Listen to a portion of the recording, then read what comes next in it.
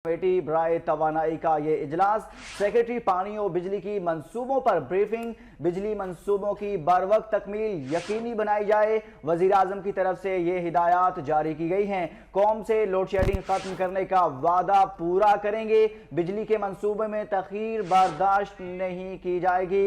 इजलास में विफाकी वज़रा और आला हुकाम की भी शिरकत।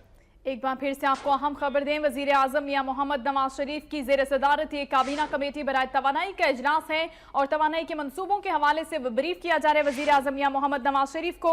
इसी बारे में मजीद जानेंगे सरदार हमीद से। सरदार, बताइएगा कौन से फैसले किए गए हैं, बिजली मंसूबों की ताखीर के हवाले से क्या हिदायत जारी की गई?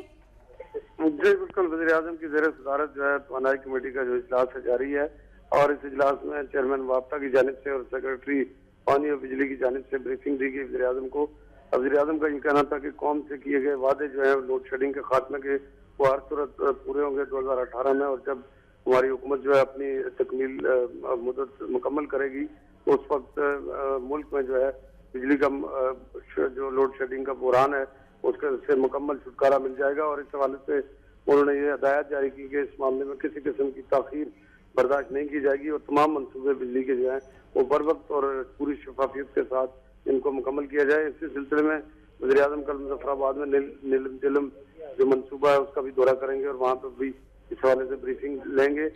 जबकि उन्होंने कहा है कि जितने भी मुल्क भर में इस वक्त पन बिजली मनसूबे हैं उनकी तकमील भी बर वक्त यकीनी बनाई जाए ताकि 2018 में मुल्क से जो बिजली का बुरान है उसका मुकम्मल खात्मा मुमकिन हो सके। जी, सेक्रेटरी पानी और बिजली के मंसूबों के हवाले से वजीर आजम को ब्रीफिंग सरदार हमीद अपडेट कर रहे थे।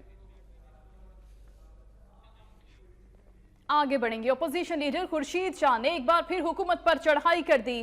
कहते हैं हुकूमत ने कोई ऐसा काम नहीं किया जो नजर आए। पैनामा लीक्स के मसले को आवाम तक लेकर जाएंगे।